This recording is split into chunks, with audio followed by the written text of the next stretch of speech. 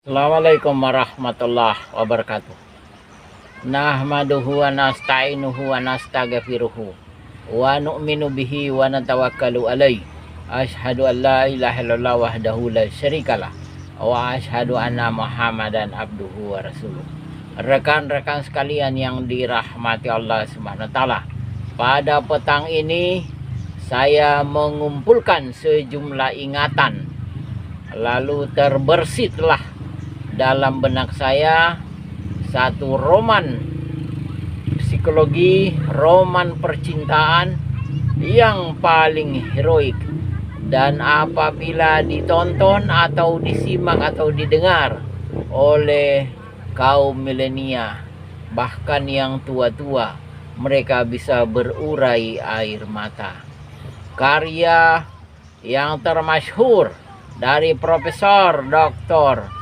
Haji Amirul Mukminin Karim Amrullah atau Hamka, Tenggelamnya Kapal Panderwick. Rekan-rekan sekalian, umur 9 tahun Zainuddin telah ditinggal oleh ibunya yang bernama Daing Habibah. Rekan-rekan sekalian, ayah Zainuddin, nama pendekar Sultan, pergi menumpas pemberontakan di Cilacap. Setelah itu dia ingin pesiar ke Makassar, Sulawesi Selatan. Maka dalam perjalanannya bertemulah dia dengan ibu Zainuddin yang bernama Daeng Habibah. Rekan-rekan sekalian, karena Zainuddin memiliki jiwa ingin merantau, ingin berjalan-jalan ke negeri orang, maka ia pun ingin melihat kampung kelahiran ayahnya di Sumatera Barat, tepatnya di Batipuh. Maka dia pergi ke Padang menumpang kapal dan bertemu dengan saudara ayahnya atau mamaknya yang bernama Made Jamila. Lalu dia pun menginap di rumah Made Jamila. Setelah beberapa minggu, dia telah memiliki kawan, dan salah satu kawan, saat pamannya memerintahkan dia pergi ke pasar, tiba-tiba hujan deras, dan dia tidak memiliki payung. Dalam waktu yang bersamaan muncullah seorang gadis yang bernama Hayati, lalu meminjamkan payung. Dari mana datangnya cinta? Dari mata turun ke hati. Saat itu pula pemuda Zainuddin tidak pernah terlelap untuk tidur. Makan tidak berselera. Duduk sendirian merenungkan nasibnya, apakah dia bisa hidup bersama Hayati yang telah dipuja-pujinya beberapa pekan ini. Rekan-rekan sekalian, maka suatu saat dia pun pergi secara terang-terangan menemui keluarganya dan menyampaikannya keinginan untuk melamar Hayati.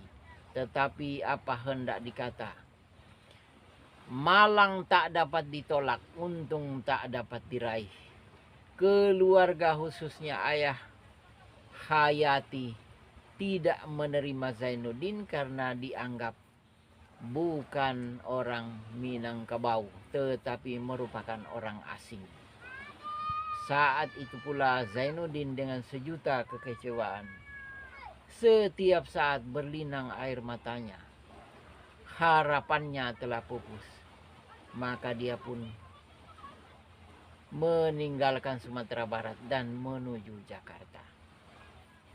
Rekan-rekan sekalian yang budiman, sesampainya di Jakarta, Zainuddin mencari beberapa pekerjaan, kemudian dia menemui beberapa kawan dan memberikan alternatif beberapa pekerjaan untuk menyambung hidupnya di Jakarta.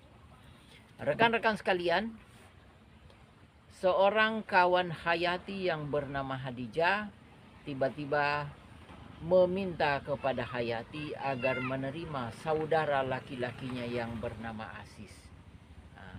Tak berapa lama pun dilangsungkanlah pernikahan antara Hayati dan Asis. Karena kondisi kehidupan perekonomian saat itu menjadikan Asis dan Hayati ingin merantau ke Jakarta. Rekan-rekan sekalian, sementara Zainuddin telah berjaya mendirikan percetakan, membuat grup kesenian, dan menggunakan nama samaran.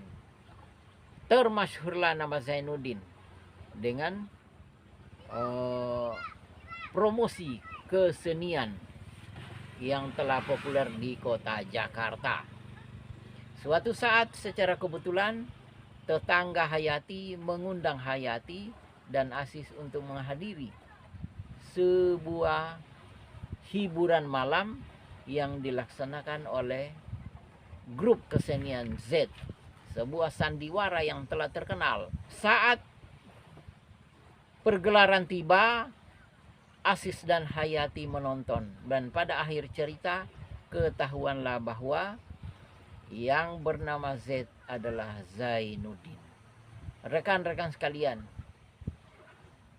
karena Asis tidak terbiasa dengan kehidupan Jakarta, maka dia pun bangkrut dan dipecat dari pekerjaannya. Dia kehilangan pekerjaan. Beberapa problematika membuatnya tidak stabil, sehingga dia pun telah terperosok pada pergaulan bebas dengan beberapa kawan dan beberapa wanita-wanita jalang. Rekan-rekan sekalian, saat itu Hayati mulai kecewa. Lalu dia ingin menemui Zainuddin, tetapi Zainuddin marah. Lalu Hayati berkata, kalau suatu saat Asis menceraikan saya dan engkau Zainuddin yang masih kucintai tidak menerimaku, saya akan pulang ke Sumatera Barat, Padang. Rekan-rekan sekalian, tak berapa lama perkataan Hayati pun terbukti bahwa mereka bercerai, dan Hayati secara terpaksa menumpang di rumah Zainuddin. Tetapi Zainuddin tetap berkata, pantang pisang berbuah dua kali, pantang pemuda memakan sisa. Pendirian Zainuddin sebagai seorang pemuda yang berprinsip, sekali layar terkembang, pantang biduk surut ke pantai, tidak mudah seperti apa yang diperkirakan oleh orang-orang kebanyakan, bahwa laki-laki Sulawesi Selatan, laki-laki dari tanah Bugis Makassar memiliki prinsip yang tak lekang oleh hujan, tak lekang oleh panas, tetap sebagaimana teguhnya batu karang di samudra yang luas. Zainuddin mencintai, tetapi untuk memperistri itu hal yang mustahil dan tidak mungkin. Nonsen, rekan-rekan sekalian. Maka dengan sejuta kekecewaan, Zainuddin pun dengan hati yang kuat memberi izin kepada Hayati untuk pulang ke Sumatera Barat. Setelah Hayati menaiki kapal Panderwick, lalu meniupkan terompetnya pertanda sauh telah ditarik dan kapal akan berangkat, mulailah tergoncang hati Zainuddin. Rupanya dia tidak bisa hidup tanpa Hayati, walaupun bukan dalam lingkaran yang resmi sebagai hubungan suami istri. Rekan-rekan sekalian, saat itu pula Zainuddin segera menuju Tanjung Priuk dan menumpang kapal yang lain. Tiba di Teluk Bayur, Zainuddin pun naik kereta api menuju kota Padang. Sekali lagi sejuta kekecewaan. Setelah tiba di kota Padang, Zainuddin mendengar berita bahwa kapal Panderwick telah tenggelam. Zainuddin pun merenung, tidak berani mengangkatkan wajahnya. Berlinanganlah air mata pemuda yang kekar tadi. mengenang wajah Hayati. Tak berapa lama beberapa perawat mengangkat jenazah Hayati dan Zainuddin pun sempat berucap bahwa cintaku pun abadi hingga di alam akhirat kelak. Atas perhatian saya ucapkan terima kasih. Akhirul kalam wabillahi taufiq wal hidayah. Wassalamualaikum warahmatullahi wabarakatuh.